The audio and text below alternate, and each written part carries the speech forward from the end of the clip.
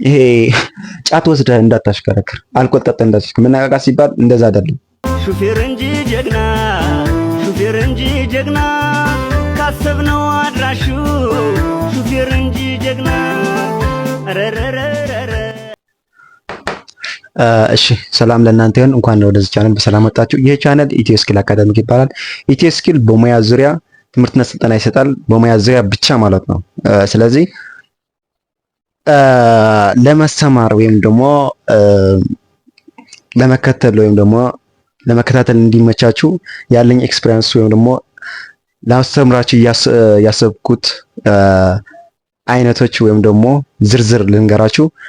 አንደኛው ስለ ማንጃ ፍቃድ ትምህርት ነው። ስለሱ ነው አሁን እየሰጠሁት ያለሁት። ሁለተኛው ደግሞ ስለ ጋርመንት ዲዛይን ነው ወይም ደግሞ የልብስ ዲዛይን እንዴት አድርገን የሴት የወንድ የትልቅ የትንሽ በደንብ አድርገን በዲዛይን እንሰራለን። መስራት ሳይሆን ብቻ ደግሞ እንሰፋለን ማለት ነው። ከዛ ሶስተኛው ደግሞ ስለ ዌልዲንግ ወይም ደግሞ ብየዳ ነው፣ አውቶሞቲቭ ማለት ነው። ከዛ በመቀጠል ደግሞ አራተኛው ደግሞ ስለ ገመድ ዝርጋታ ኤሌክትሪክ ሲስተም ማለት ነው። አምስተኛው ደግሞ ስነ ልቦና ነው።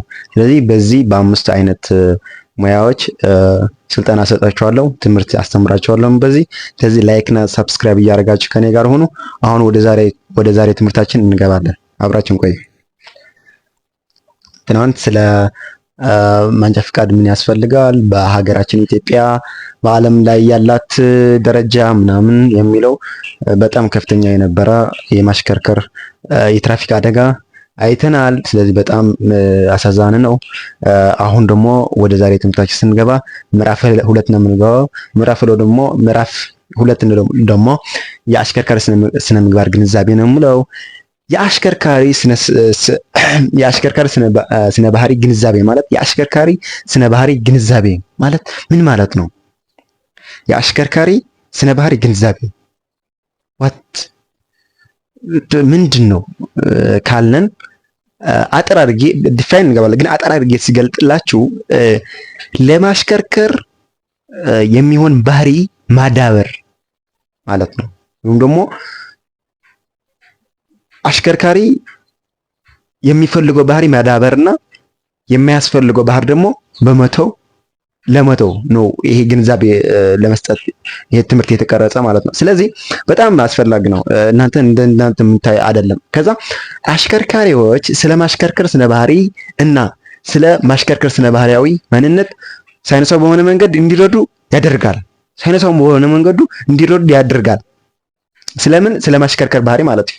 ከዛ መሰረታዊ ዋናው መሰረታዊ የማሽከርከር ሐሳብ እና ሙያዊ ስነ ምግባር ያሳውቃል ማለት ነው። ከዛ እስኪ ወደ ሌላ ከመሄዳችን በፊት ባህሪ ምንድን ነው? ባህሪ ማለት ምን ማለት ነው? ወደ ሌላ ከመሄዳችን በፊት ባህሪ ማለት የአስተሳሰብ እና የአመለካከት ድርጊት ውጤት ነው ይለናል። አንዳንድ የስነ ባህሪ ተመራማሪዎች ወይም ደግሞ ፈላስፋ እንባላቸው የጋራ ውጤት ነው። ባህሪ ማለት የጋራ ውጤት ነው። የአባት፣ የእናት፣ የወንድም፣ የአጎት፣ የአካባቢ የዚህ ሁሉ ውጤት ነው። ስለዚህ የጋራ ውጤት ነው ይላሉ። እውነት ነው። በዚህ እኔ እስማማለሁ። ግን ባህሪ ማለት ይሄ ልክ ብርሃን አለ። አዎ ብርሃን አለ። ብርሃን የሆነ ነገር ሪፍሌክተር ስታደርግ ነው የምናየው ነው ብርሃን መኖሩን የምናውቀው እንጂ ብርሃን ራሱ አናየውም። አዎ ባህሪ ደግሞ በሆነ ነገር ድርጊት ወይም ደግሞ ይሄ ሰው ጥሩ ነው ባህሪው፣ ይሄ ሰው መጥፎ ነው ባህሪ የምንለው ድርጊቱ ካየን በኋላ ነው። ወይም ደግሞ ድርጊቱ ከሰማን በኋላ ከተግባሩ ከአመለካከቱ የውስጥ ሐሳብ ካወጣው በኋላ ነው ባህሪው የምናውቀው እንጂ ካላደረገው ባህሪው አናየው ማለት ነው። ስለዚህ ብርሃን ደግሞ ወደ የሆነ ነገር ሪፍሌክት ካላደረገ ብርሃን አናይም ማለት ነው። በዛ በቀላሉ መረዳት ትችላላችሁ። ከዛ ስነ ባህሪ ምንድን ነው? ስነ ባህሪ እና የአእምሮ አስተሳሰብ ሂደት የሚያጠና ዘርፍ ነው። ባህሪ እና የአእምሮ አስተሳሰብ ሂደት የሚያጠና ዘርፍ ነው። ባህሪ እና የአእምሮ አስተሳሰብ የሚያጠና ዘርፍ ነው። ሂደት የሚያጠና ዘርፍ ነው።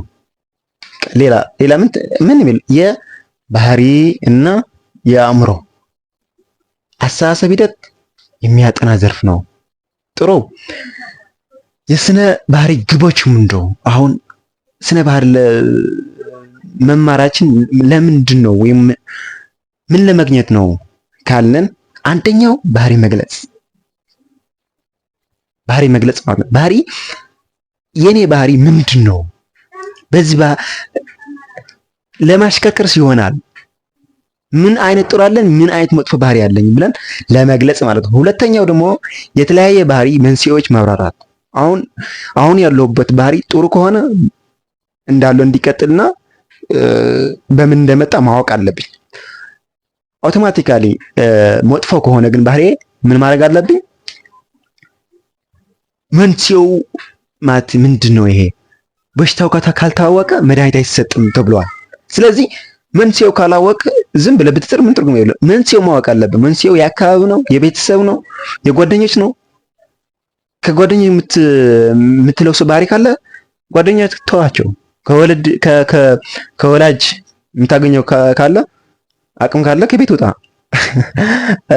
ከአካባቢ ከሆነ ደግሞ አቅም ካለ ውጣ ከአካባቢ ማለት ነው። ሌላ ያዝ ወይም ደግሞ ሌላ እንትን አደረግ።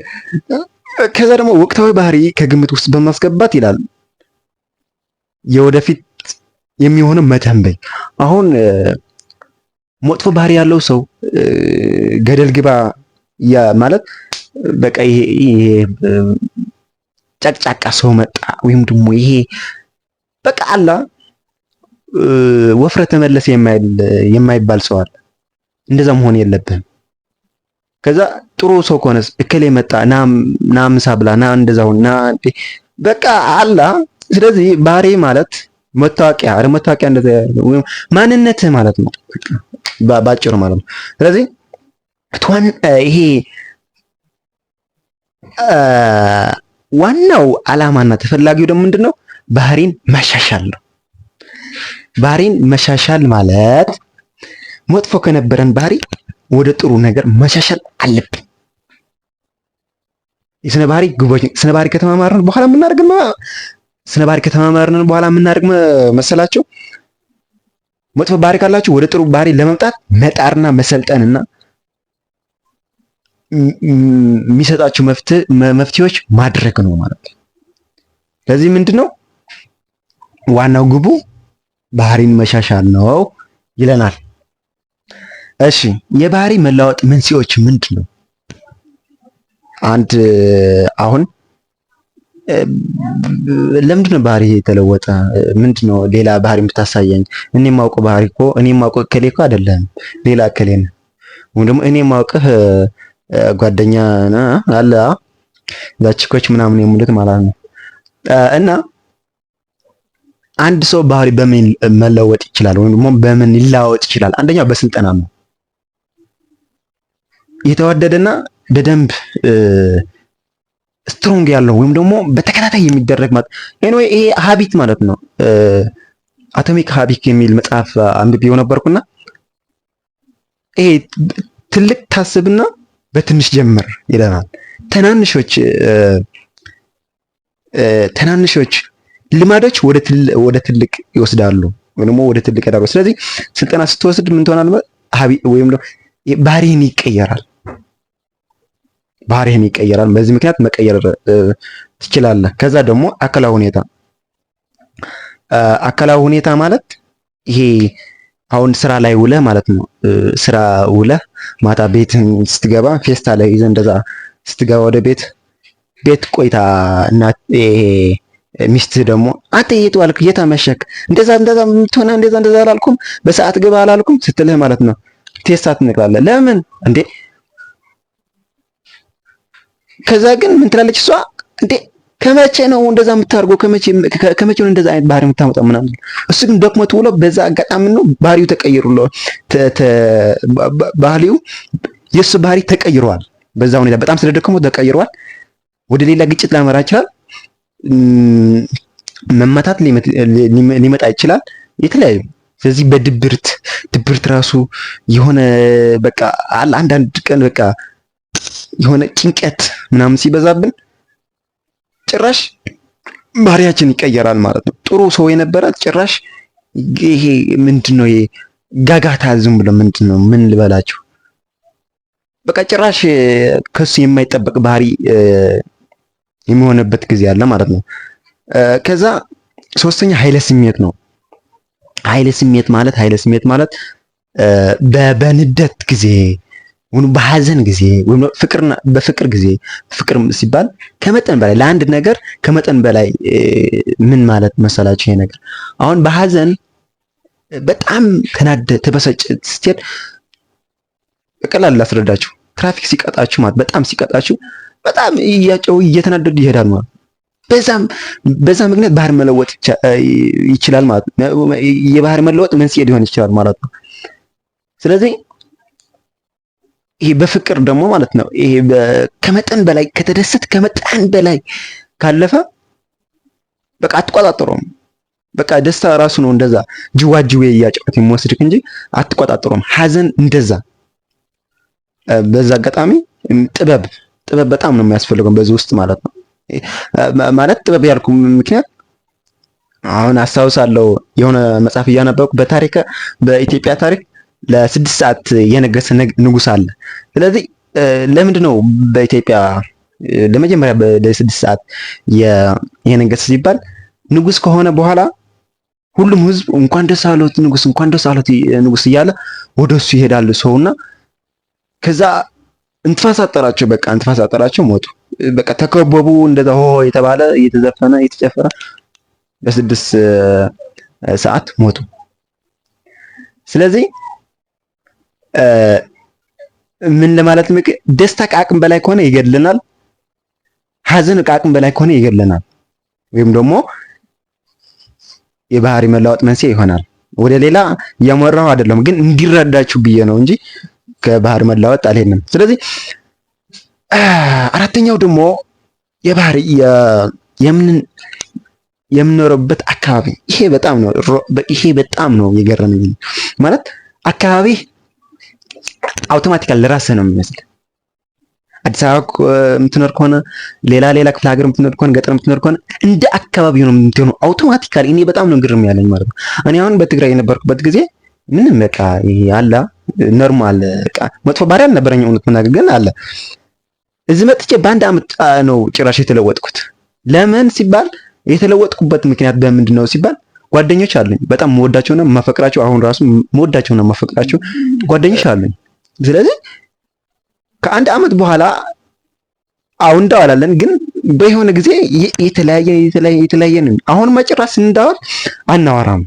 እኔ ማወራው ስለ ሌላ ስለ ለውጥ ስለ እድገት፣ እነሱም ማውራት ስለ እዛ ጋር ያለ አካባቢ ወይም ስለዚህ አካባቢ ያለ እከሌ እንደዛ ሆኗል እንዴ ምንድነው ይሄ ነገር ምናምን ስል በጣም ግርም ይለኛል። ስለዚህ የምንኖረው አካባቢ በጣም ተጽዕኖ አለው ማለት በጣም ተጽዕኖ አለው። ስለዚህ እነዚህ ባህሪ መለዋወጥ ሊሆን ይችላሉ ወይም ደግሞ ለባህሪ መለዋወጥ መንስኤ ሊሆን ይችላሉ ማለት ነው። ስለዚህ የማሽከርከር ስነ ባህሪ አሽከርካሪዎች በሚያሽከረክሩበት ጊዜ የሚያሳዩት ባህሪ የሚያጠና የስነ ባህሪ ዘርፍ ነው። የማሽከርከር ስነ ባህሪ ማለት አሽከርካሪዎች በሚያሽከረክሩበት ወቅት የሚያሳዩት ባህሪ የሚያጠና ዘርፍ ነው። የማሽከርከር ስነ ባህሪ ማለት ምንም አሁን ከዚህ የሚመጣ በነገራችን ላይ መጨረሻ ላይ 3 ጥያቄ ጠይቃችኋለሁ፣ ኮሜንት ሴክሽን ታስቀምጣላችሁ። ስለዚህ ከነዚህ ብዙ ነው የሚመጣ ጥያቄ። ከዛ ደግሞ እነዚህ ደግሞ ለፈተና ብለን መያዝ የለብንም። ምን ማድረግ አለብን? ለእውቀት ብለን መያዝ አለብን። እሺ የማሽከርከር ስነ ባህሪ ማለት አሽከርካሪዎች በሚያሽከረክሩበት ጊዜ ወይም በሚያሽከረክሩበት ወቅት የሚያሳዩት ባህሪ የሚያጠና ዘርፍ ነው። የአሽከርካሪዎች ስነ ባህሪ ጠቀሜታ ይሄ ሁሉ ለምንድን ነው የሚያስፈልግ? ጥቅሙ ምንድን ነው? ወይም ደግሞ ጠቀሜታው ምንድን ነው? አንደኛው አላስፈላጊ የማሽከርከር ስነ ባህሪ ብለናል። አሽከርካሪዎች በሚያሽከርክሩበት ወቅት የሚያሳዩት ባህሪ የሚያጠና ዘርፍ ነው ብለናል። አዎ አጥንቶ ምን ያደርጋል? ወይም ደግሞ ለማጥናት ምንድን ነው ያነሳሳው ካለን የማሽከርከር ስነ ባህሪ ጠቀሜታ ካለን የማሽከርከር ስነ ባህሪ እቺ ማለት ነው የዚህ ዘርፍ ጥቅም ምንድን ነው ካለን አንደኛው አላስፈላጊ የማሽከርከር ባህሪ ማስተካከል፣ አላስፈላጊ የማሽከርከር ስነ ባህሪ ማስተካከል። ከዛ በአሽከርካሪ ወይም ደግሞ በሌላ ሰው ወይም ደግሞ በሌላ ንብረት የሚደርስ አደጋ መቀነስ ነው። ሌላ ምንም እንትን የለውም። አጠና ማለት አላስፈላጊ የማሽከርከር ባህሪ በመተው ወይም ደግሞ በመስተካከል አደጋ የሚደርስ የነበር በዛን ምክንያት መቆጣጠር ወይም ደግሞ አደጋ እንዳይደርስ ማድረግ ማለት ነው። ከዛ በኋላ የማሽከርከር ስነ ባህሪ ጉዳዮች ነው የሚባለው ነው የምናየው። የማሽከርከር ስነ ባህሪ ጉዳዮች ስንል በነገራችን ላይ አሁን የዛሬ አጠር አድርጌ ነው እንትን ያደረኩት እንጂ አጠር አድርጌ ነው። ይሄ መጽሐፍ አለ። ይሄ መጽሐፍ ነው በዚህ ነው የተማርኩት። ይሄ ገዝቼ ነው የተማርኩት በዩቲዩብ በተለይ በዚህ ነው የተማርኩት። ግን እነዚህ አይታያችኋል መሰለኝ እናንተ ይታያል። አንተ ለቀጥሩ እናንተ አይታያችኋል መሰለኝ። ግን ይሄ ፎቶ አንስቼ ዲስክሪፕሽን ላይ አስቀምጣለሁ ወይም ደግሞ ይሄ ኮሜንት ሴክሽን ዲስክሪፕሽን ላይ አስቀምጣለሁ። እንትና ታደርጋላችሁ ማለት ነው። አዎ መጽሐፍ አቁምና ወደዚህ ተከተላውን። ከዛ በኋላ የማሽከርከር ስነ ባህሪ ጉዳዮች የሚባሉ በሶስት ይመቀላሉ። የማሽከርከር ስነ ባህሪ ጉዳዮች የሚባሉ በሶስት ይቀበላሉ። አንደኛው ዝግጁነት ነው። ዝግጁ መሆን አለብህ። ሁለተኛው መነቃቃት ነው። ንቁ መሆን አለብህ። ሶስተኛው ደግሞ መረጃ መሰብሰብ ማለት ነው። አንደኛው ዝግጁነት ብለናል። ሁለተኛው መነቃቃት ብለናል። ሶስተኛው መረጃ መሰብሰብ ብለናል። መረጃ መሰብሰብ ደግሞ በሶስት ይመቀላል። ብለናል መገንዘብ፣ ለትኩረት ሐመርሃ ወይም ደግሞ ነው ማስተዋል። ስለዚህ እነዚህ ዲፋይን እናያቸዋለን። የማሽከርከር ስነ ባህሪ ጉዳዮች የሚባሉ ዝርዝር ትባላለ መዘርዝር ነው። ስለዚህ በጥብቅ መያዝ አለባቸው ማለት ነው። እሺ ወደዚህ ስንሄድ ዝግጁነት ማለት ምን ማለት ነው? ዝግጁነት ማለት የችሎታና የብስለት የትምህርት የጋራ ውጤት ነው። የብስለት የችሎታና የትምህርት የጋራ ውጤት ነው። ማን ነው? ዝግጁነት። አሁን እነዚህ ያጠፋልና የብስለትና የችሎታ የትምህርት ይላልማ ዳሽ ዝግጁነት ዳሽ የጋራ ውጤት ነው ይላቸዋል። ስለዚህ እነዚህ መመለስ አለባቸው። የግድ ሶስቱ መመለስ አለባቸው። ምናምን የችሎታ የክህሎት እና የትምህርት የጋራ ውጤት ነው። ምን ነው? ዝግጁነት። እሺ የዝግጁነት መግለጫዎች ዝግጁ መሆን እነዚህ ለሱ መግለጫዎች ወይም ደግሞ አንድ ሰው ዝግጁ ነው ወይም ደግሞ አንድ አሽከርካሪ ዝግጁ ነው የምንለው የግድ እነዚህ መኖር አለበት ወይም ደግሞ እነዚህ ታሳብ ማድረግ አለበት ማለት ነው። እሺ ከአንጻር ራሳችን ወይም ከአንጻር አሽከርካሪ መጀመሪያ ምን መሆን አለበት? ጤነኛ መሆን አለበት። በቃ የሆነ ይሁን መጥፎ ስሜት አይሰማው፣ በደረጃ ህመም ወይም ደግሞ በቃ ጤነኛ መሆን አለበት። 4 ነጥብ ጤነኛ መሆን ነው። ምንድነው ይሄ እንትና ከዛ ደግሞ ይሄ ከአልኮልና ማሽከርከር ጭራሽ አይገናኝም። ይሄ አልኮል ጠጥተህ የምታሽከረክር አሽከርካሪ ማለት ነው እንዴት እንደሆነ አንድ ቀን ስለ አደጋ ስላልገጠመክ ሁሉ ጊዜ አያጋጥምም ማለት አይደለም። እግዚአብሔር አንድ ቀን ያሳልፍልሃል፣ ከዛ በኋላ 2-3 ያሳልፍልሃል፣ ገደልን ትገባለህ ማለት ነው። እኔ የሚገርመኝ ሹፌሩ ወይም ደግሞ አሽከርካሪው የሚጎዳ ብቻ አይደለም ያሳዝነኝ፣ ሌሎች ስንት ፕሮግራም፣ ስንት ዓላማ፣ ስንት ለዚች ሀገር ስንት ሌላ ቢቀር ምን ነው የሚገርመኝ ማለት ነው። ሌላ ቢቀር ንስሓ ሳይገቡ ነው ገደል ይዛቸው የምትገቡ። አስበው እንግዲህ የ50 ሰው የ40 ሰው ነፍስ ይዘህ ገደል መግባት ጥሩ አይደለም። የምር እኔ ማለት ይሄ ከአልኮል ነፃ መሆን አለብህ ማለት አልኮል መጠጥ ማለት በቃ በአልኮል ተመርተም ይሄን አልኮል ነው እየነዳ እየሄደ ነው ያለ እንጂ አንተ አይደለም። የምር በጣም ነው የሚያሳዝነው። እኔ ማለት ብዙ ቲክቶክ ላይ ያየሁት በጣም ነው ግርም ያለኝ ማለት ነው። ስለዚህ ከአልኮል ነፃ መሆን አለብህ። መጀመሪያ ጤነኛ መሆን አለብህ። ከዛ ከአልኮል ነፃ መሆን አለብህ። ያለ በቀር ከ4 ሰዓት በላይ መንዳት የለብህም። ይሄ በሀገራችን ኢትዮጵያ ሊተገበር ይችላል ላይተገበር ይችላል አላቅም። እኔ ከትግራይ ሲመጣ ራሱ አንድ ሽፈር ነው ሌሊት 8 ሰዓት ተነስቶ ማታ 3 ሰዓት እዚህ ያስገባን። ምንም አጋዥ የለውም ምን የለውም። እሱ እዚህ ትምህርት ስማር ግን 4 ሰዓት በላይ ማሽከርከር የለብህም ይላል። እኔ እንዴት እንደሆነ እኔ ግራ ነው የሚገባኝ። ግን እነሱ እንደዛ ስላደረጉ እኛ እንደዛ ማድረግ የለብንም። ከ4 ሰዓት በላይ ማሽከርከር የለብንም። እንትና ማድረግ አለ የድካም ስሜት እየተሰማ አለማሽከርከር። እቺ ዓለም ከኖርክ ነው የምትኖረው እንጂ ካልኖርክም አትኖርም። ስለዚህ ለምንድን ነው የምትሮጠው? ያን ሁሉ ከደከመ አረፍ በል። የተፈጥሮ ህግ አለ። አረፍ በል፣ ተኛ፣ ሻወር አረግ፣ ምግብ ብላ፣ ከዛ እንደገና እንደ አዲስ ተነስተ ንዳ። ለምንድን ነው ይሄን ሁሉ መራረጥ? አንተ ከኖርክ እኮ ነው ሁሉም ይሳካ እንጂ ካልኖርክ ሁሉም አይሳካም። ካለ አንተ እኮ እቺ ዓለም ትቀጥላለች። ካለ አንተ የአንተ ልጆች ነው እንዴ? ብዙ ነገር አለ። ስለዚህ አሽከርካሪ በዛ ጥንቃቄ ማድረግ አለብህ።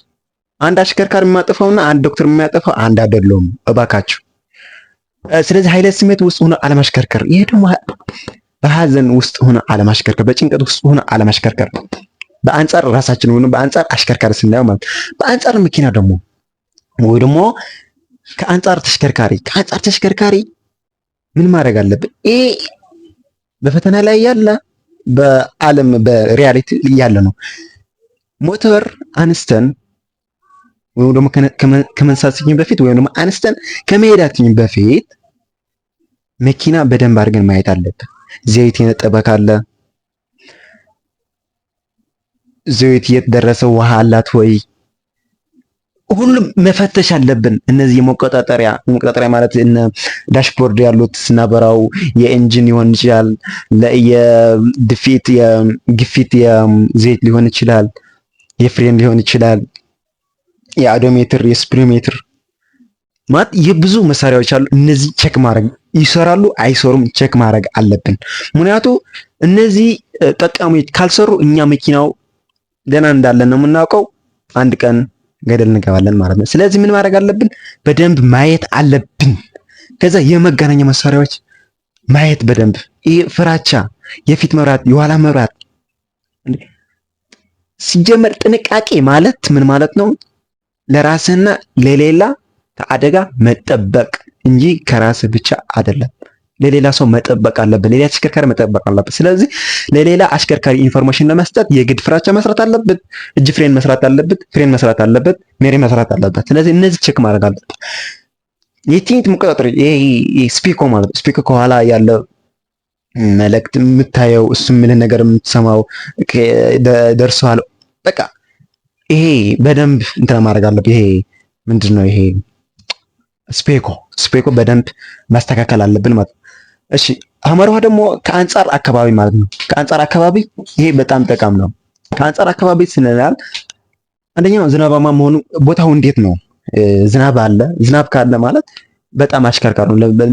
የአሽከርካሪ ስትሄድ ብዙ የመንሸራተት አለ፣ ብዙ ነገር ያጋጥማልና ይሄ አሲም ማድረግ የሆነ ነገር ወይም መፍትሄ ማድረግ አሲም ማድረግ ዝም ማለት ሳይሆን አሲም ማድረግ አክሽን መስጠት ወይም ደግሞ ድርጊት መስጠት ማለት ነው። ምክንያቱም ወይም ከዝናቡ እንትና ካደረገ ከቆመ በኋላ መሄድ ወይም ደግሞ ሌላ አማራጭ መጠቀም ማለት ነው።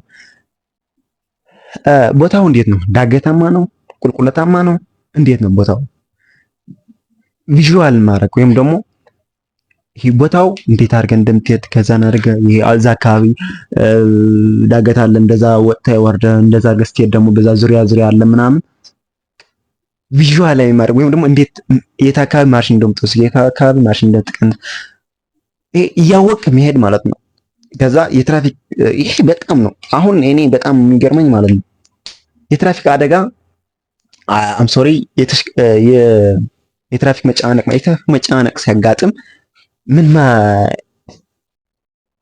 አሁን አንድ ሰው ቀጠሮን ሲያዘርናል ልክ 12 ሰዓት እመጣለሁ ምናምን ላልና ከዛ በኋላ 11 ከ30 ደቂቃ እንነሳለና ስንነሳ መኪናው የመንገዱ ተዘጋግቶ መኪናው ተደርድሮ ከዚህ ነው እስከ መገናኛ ላይ ደርሶ ማለት ነው። ስለዚህ ቤት አድርጎ ይወጣ። ስለዚህ 3 ሰዓት ማታ ይገባል። ለምንድን ነው ሲባል ይጨቃጨላል። ስለዚህ የመንገዱ ሁኔታ አይተህ ወይም ደግሞ ቪዥዋል ላይ እንደሚያጋጥም የስራ ሰዓት መውጫ ሰዓት አካባቢ አለመንቀሳቀስ። ምን ማድረግ አለብህ? ከሱ በፊት መሄድ አለብህ ወይም ደግሞ ከሱ በኋላ መሄድ አለብህ። እንደዛ አድርገህ ማኔጅ የመንገዱ ሁኔታ ቪዥዋላይዝ ምንድን ነው በቃ ሀሳብ ታመጣለህ። ሀሳብ ደግሞ መልስ እየሰጠህ መሄድ ማለት ነው። ስለዚህ ሁለተኛ መነቃቃት አንዴ መነቃቃት ሲባል ደግሞ ይሄ ጫት ወስደህ እንዳታሽከረክር፣ አልኮል ጠጥተህ እንዳታሽከረክር። መነቃቃት ሲባል እንደዛ አይደለም። መነቃቃት ሲባል ምን ማለት ነው?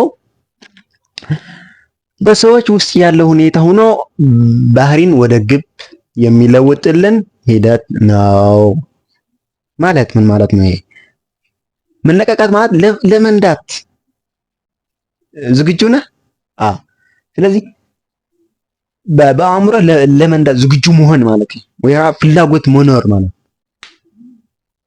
ወደ ድርጊት መቀየር፣ ያው ወደ ግብ አክሽን ማለት ወደ ግብ የመለወጥ ሂደት ነው።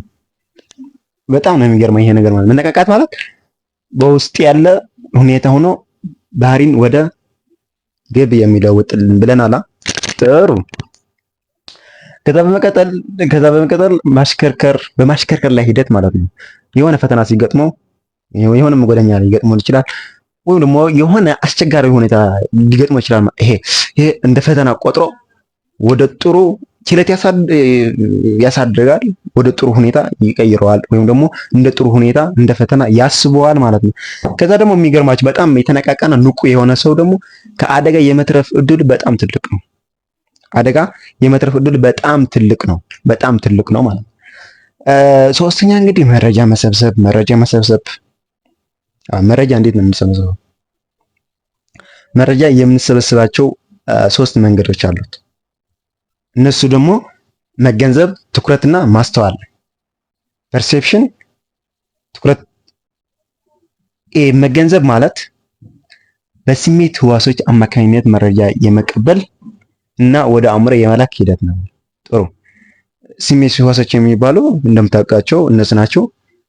ግን በማሽከርከር ላይ በማየት 95% የአካባቢ ይሸፍናል መሰለኝ። ወይም ደግሞ በጣም ትልቅ ተጽዕኖ ያለው አይናችን ነው። አይናችን በማየት ነው የኢንፎርሜሽን የምናመጣው። በመስማት አለ፣ በመሽተት አለ። በመሽተት ሲባል የሆነ በውስጥ ፍሬን ሊበላ ይችላል፣ ሞተራችን ሊሆን ይችላል። በማሽተት ነው። በማዳሰስ ደግሞ አይናችን በማያየው ሁኔታ እጃችን ሰደን ማየት እናደርጋለን። በመስማት ደግሞ የሆነ በስልክ ሊሆን ይችላል፣ በተለያዩ ማለት እንደዛ አይነት አደጋ አለ እዛ አካባቢ፣ ወይም ደግሞ እንደዛ አይነት መጨናነቅ አለ ብለን ከሰማን በኋላ ወይም ሌላ መንገድ እንቀይራለን፣ ወይም ደግሞ ከሰማን በኋላ ወደ ማድረግ ማለት ነው። ወይም ደግሞ መረጃ ሰብስበን ወደ አእምራችን መላክ ማለት ነው። እንደዛ ሲሆን ደግሞ ብዙ ነገር አለ። የትራፊክ እንቅስቃሴ፣ ይሄ የሚያስጠነቅቁ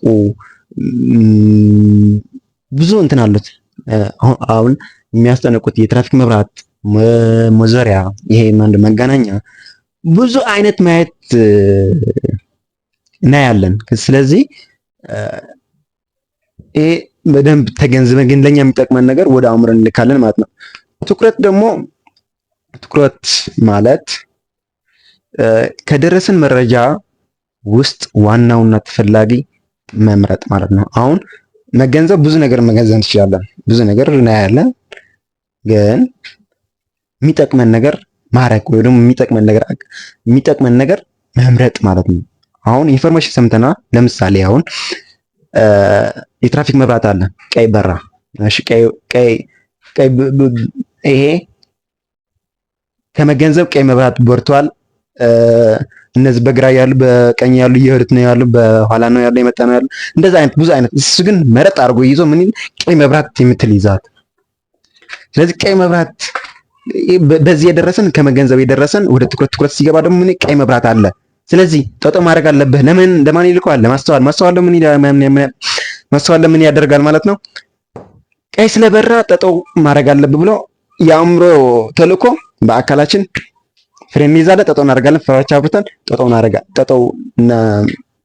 ጠጦው እናስብላለን መኪናችን ማለት ነው። ስለዚህ እነዚህ ባካችሁ መያዝ አለባችሁ። እነዚህ በጣም አስፈላጊ ናቸው። እሺ ጥሩ። እነዚህ ካየን ትንሽ እንትን አልበላችሁ ሪቫይስ ልስጣችሁ። አሁን ወደ ፈተናችን የምንሄደው 3 ጥያቄ አለ። 3 ጥያቄዎች ኮሜንት ሴክሽን ላይ ታስቀምጥልኝ ያላችሁ። እነዚህ ግን እንደ አያችሁ ነው። ዋናው ባህሪ ማለት ምን ማለት ነው? ባህሪ ማለት የአስተሳሰብና የአመላከት ድርጊት ውጤት። ስነ ባህሪ ምንድን ነው? ስነ ባህሪ ማለት ባህሪና የአእምሮ አስተሳሰብና ሂደት የሚያጠና ዘርፍ ነው። የስነ ባህሪ ግቦች ምንድን ነው? አንደኛ ባህሪ መግለጽ፣ የተለያየ ባህሪን መንስኤዎች ማብራራት፣ ወቅታዊ ባህሪ በውስጥ በማስገባት የወደፊት ባህሪ መተንበይ፣ ዋናውና ተፈላጊ ደግሞ ባህሪ መሻሻል። የባህሪ መለዋወጥ መንስኤዎች እነማን ናቸው? አንደኛ በስልጠና መለወጥ እንችላለን። ሁለተኛው ደግሞ አካላዊ ሁኔታ፣ ሶስተኛው ደግሞ ኃይለ ስሜት፣ ይሄ አራተኛው ደግሞ የምንኖረው አካባቢ፣ የማሽከርከር ስነ ባህሪ፣ አሽከርካሪዎች በሚያሽከርክሩበት ወቅት የሚያሳዩት ባህሪ የሚያጠና ነው። ለምንድነው ማጥናት የፈለገ? የማሽከርከር ስነ ባህሪ ጠቀሜታ ምንድነው? አላስፈላጊ ባህሪ በመተውና ጥሩ ስነ ምግባር ወይም ጥሩ ባህሪ ለማዳበር የሚጠቅምና ከዛ በኋላ ደግሞ በማሽከርከር ስነ ባህሪ የሚደርስ አደጋ በመቀነስና የአሽከርካሪ ስነ ባህሪ ጠቀሜታ ምንድነው? አላስፈላጊ የማሽከርከር ባህሪ በማስተካከል በሌላና በራሱ የሚደርሰው የነበረ አደጋ መትረፍ ነው። የማሽከርከር ስነ ባህሪ ጉዳዮች የሚባሉ በ3 ይመቀራሉ። እነሱ ደግሞ ዝግጁነት፣ መነቃቃትና መረጃ መሰብሰብ። እሺ መረጃ መሰብሰብ በስንት ይመቀራል ካልን በ3። እነሱ ደግሞ መገንዘብ እና ትኩረት እና ማስተዋል፣ እነዚህ ናቸው። ዝግጁነት ማለት ጤነኛ መሆን፣ መኪናችን መፈተሽ፣ አካባቢ ሁኔታው የትራፊክ ሁኔታ ማየት። መነቃቃት ምን ማለት ነው? መነቃቃት ደግሞ ለማሽከርከር ብቁ መሆን ወይም ደግሞ ፍላጎት መኖር ማለት። መረጃ መሰብሰብ ደግሞ መገንዘብ ብለናል። መገንዘብ የሆነ ነገር እናያለን፣ እንሰማለን። ስለዚህ ሁለተኛው እናያለን፣ እንሰማለን። በትኩረት ደግሞ ከዚህ የሚያስፈልግና አሁን የሚጠቅመን ነገር መምረጥ። ያኛው መገንዘብ ደግሞ ማስተዋል ደግሞ የደረሰ መረጃ አክሽን መስጠት ወይም ደግሞ ከአእምሯችን የደረሰ መረጃ በአካል እንትና ማድረግ ወይም ደግሞ አክሽን መስጠት ማለት ነው። ስለዚህ ከዚህ ያልገባችሁ ወይም ደግሞ ያልተረዳችሁ ካሉ ኮሜንት ሴክሽን አስቀምጡልኝ። እኔ ደግሞ እመልሳለሁ። ከዛ በመቀጠል አሁን የምንሄደው ወደ ጥያቄ ነው። ጥያቄ እንዴት ደህና ናቸው? ቆንጆ። አሁን ሰብስክራይብ እያደረጋችሁ ላይክ እያደረጋችሁ አግዙኝ። ወደ ሌላ ደግሞ ሼር አድርጉት፣ ይጠቅማል። እንኳን ይሄ ትምህርት የብሔር ተቀንቃኝ ወይም ደግሞ የአንድ ብሔር የሚሰድብ አንድ ሰው ነው ሼር የምናደርገው። ስለዚህ ሼር ብታደርጉት ይጠቅማል እንጂ አይጎዳም። ስለዚህ ይሄ ብትጨምሩት ይሄ ቢቀነስ የምትሉት ካለ ደግሞ ኮሜንት ሴክሽን አስቀምጡልኝ። አመሰግናለሁ። አሁን ወደ ጥያቄያችን እንሂድ። እሺ ጥሩ፣ እንኳን ደህና መጣችሁ። እሺ ጥያቄ ይዤ መጥቻለሁ ማለት ነው። ስለዚህ አሁን ከተማርነው ማለት ነው። አሁን ካልመለሳችሁ ሌላ ጥያቄ ነው። ስለዚህ ይሄ ጽፉ ስለማይታያችሁ ምንድነው ላይት ስለሌለኝም፣ ስለዚህ ላይት ትንሽ እንትና ላይት የለም። ከዛ በመቀጠል ደግሞ ካሜራው ንጽር ስላልሆነ እናንተ ግን ይታያላ። በቃ ጻፉትና ከዛ በኋላ መልስ አሁን በወረቀት ትሰጡኛላችሁ ማለት ነው። እሺ ላንብብላችሁ። ለእናንተ ደግሞ አንደኛው ጥያቄ ባህሪ ምንድን ነው? እንጃ ባህሪ ባለፈ በደንብ አድርጌ ገልጫለሁ። ባህሪ ምንድን ነው? ሁለተኛው የባህሪ መለዋወጥ መንስኤዎች የሚባሉ ምንድን ነው? 1 2 3 4 ብለናል። እናንተ 3 ጥቀሱ፣ ችግር የለም 3። ሶስተኛው የማሽከርከር ስነ ባህሪ ጉዳዮች የሚባሉ ዘርዝሩ። እነዚህ 3 ችግር የለም ነገራችኋለሁ። አራተኛው መረጃ መሰብሰብ ውስጥ ያሉ 3 ዋና ዋና ደረጃዎች እነማን ናቸው? እነዚህ በደንብ አድርገን አይተነዋል። ስለዚህ እነዚህ መልሳችሁ ኮሜንት ላይ አሳውቁኝ። ከዛ የሚከብዳችሁ ከሆነ ደግሞ ወይም ደግሞ መመለስላችሁ ከሆነ በእያንዳንዱ ቪዲዮ እንደዛ አንዳንድ 3 አሁን 4 ጥያቄ እየጠየቁ ይሄዳለሁ። መልስ ካላችሁም ደግሞ መልሳለሁ፣ ችግር የለም። ስለዚህ ማለት ቪዲዮ ተመልሳችሁ እንድታዩ ነው እንደዛ ያደረኩት። ስለዚህ እንደዛ ይመስላል። ከዛ በመቀጠል ትራፊክ ሳይን ብላችሁ ፕሌይ ስቶር ገብታችሁ እዛ ያለ ስለ ትራፊክ ሳይን ስለ ትራፊክ ምልክቶች ማየትና መማር ትችላላችሁ። ከዛ በመቀጠል ደግሞ ምን ላችሁ ሰብስክራይብ እያደረጋችሁ ሼር እያደረጋችሁ ተባበሩኝ። the present it is the best gift ዛሬ የተሰጠን ዛሬ ስጦታ ነው። ዛሬ መጠቀም አለባችሁ። ዛሬ መጠቀም አለብን። አሁን ይሄ ቪዲዮ ነገ አየዋለሁ ብለህ ብትሄድ ነገ እርግጠኛ ነኝ አታየውም። ነገ የራሷ ታላቁ መጽሐፍ ቅዱስ ምን ይላል? ነገ የራሷ በደል ይበቃታል ይላል። ስለዚህ ለነገ ብለህ አታሳድር። ነገ ሌላ ቀን ነው። ነገ ያሁን እድል የተሰጠ ያኛው እድል ደግሞ ወደ ሌላ እድለኛ ሰው ነው የሚሄደው እንጂ ወደ በአንተ ቁጭ ብሎ የሚቀመጥ ጊዜ የለም ወይም ደግሞ እንትና የለም ለማለት ያክል ነው። እና ነገ ይመቻችሁ። አመሰግናለሁ።